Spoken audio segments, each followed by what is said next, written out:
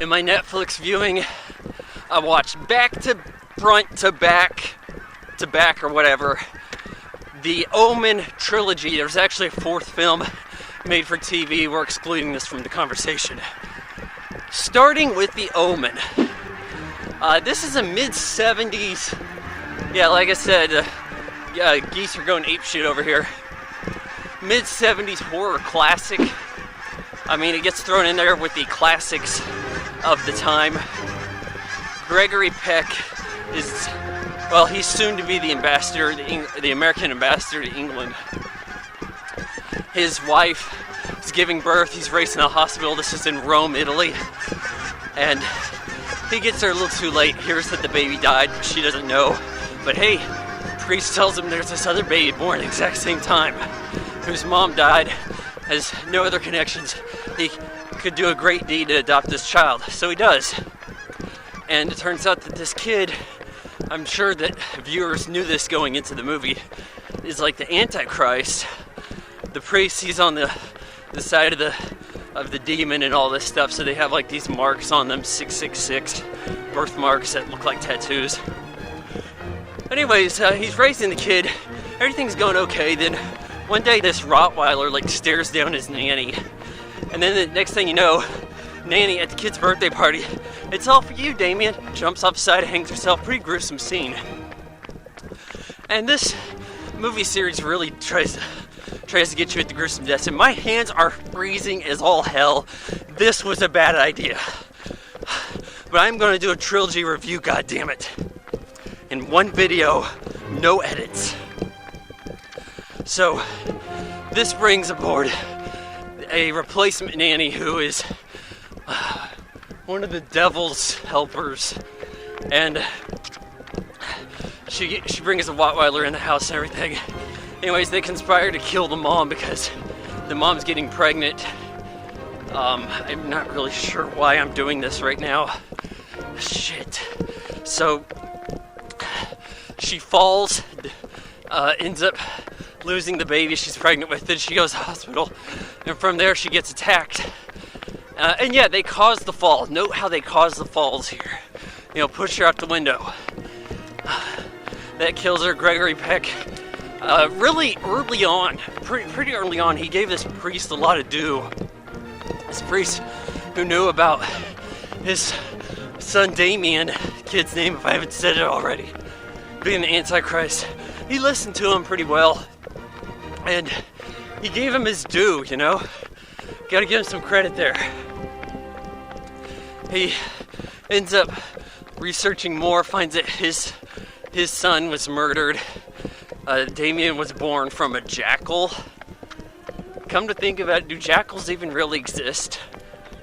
You know, I may sound stupid right there, but I'm just wondering. So,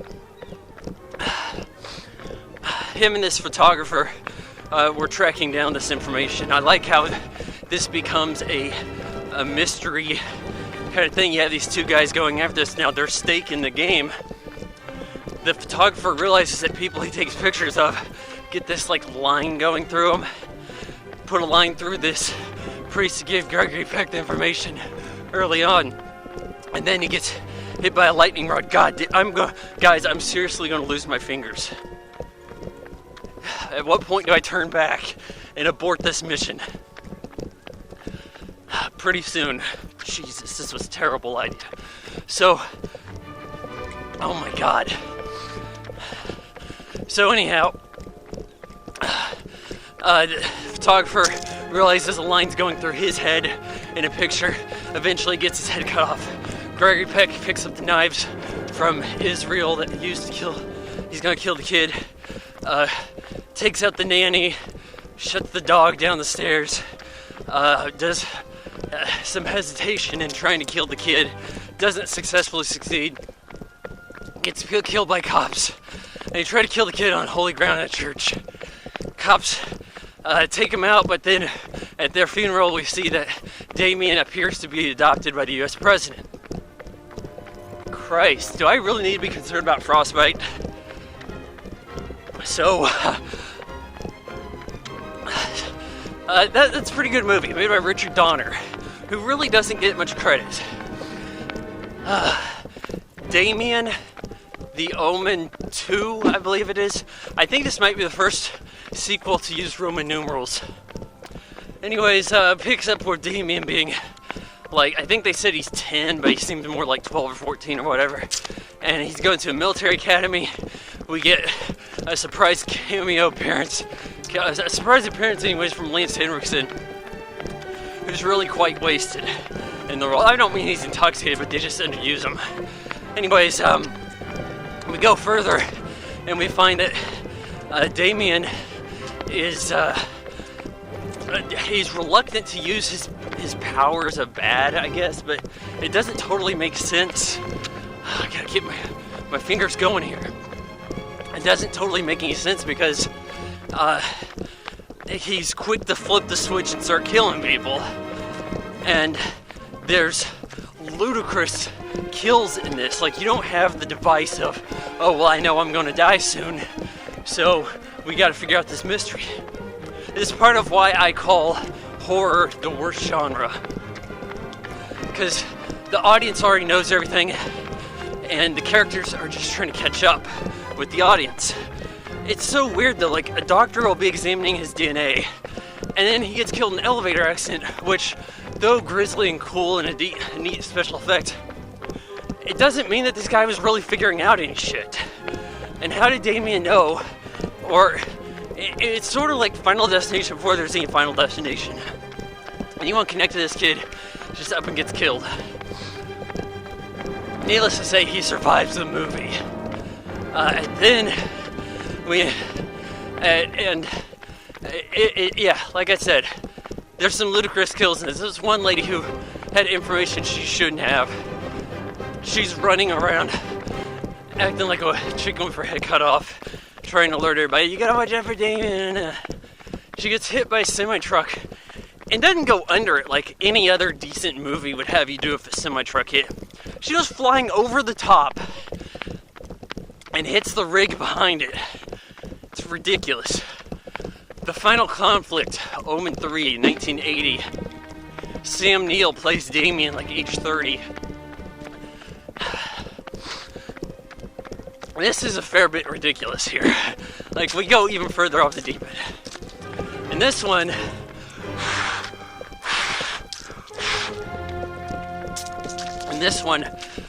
Damien is like the richest person in the world. He heads the most powerful corporation. All they do is deal with food. This is clearly a script that did not foresee much in the way of personal computers, people. So he gets interviewed on a British talk show, ends up banging the British anchor chick of the show, but you have like these 7 dwarf, like, it's like the Snow White 7 dwarfs, these monks that are trying to take out Damien in this movie. They each have one of these 7 daggers, which in the first movie they said it takes 7 daggers to kill him. Then it just takes 1, and we can divvy up who has them. It doesn't make any sense. But if we go with that, we have these guys who just cannot plan assassinations. I guess that's not what monks are good for. So, while Damien's getting his interview on the British telly, this guy starts climbing the scaffolding above. Like, where are you going? Why don't you just make a beeline straight to him during the interview and stab? Why the acrobatics? We have another guy, there's this fox hunt. Tries to approach Damien. Like, if I remember right, he like sealed off the exit on this bridge. He tries to approach Damien, but he's surrounded by hunting dogs. Did you think the hunting dogs were just gonna chill? It gets so over the top with what's going on. This one, there's less soliloquies. There's much more of a biblical message, whereas the first one, it took what you knew about the Bible and made a movie for people who are not necessarily Bible thumpers. And this time around, it's almost got that kind of Fox faith symbolism connection to it. I don't think anybody much likes this movie. It gets unepic.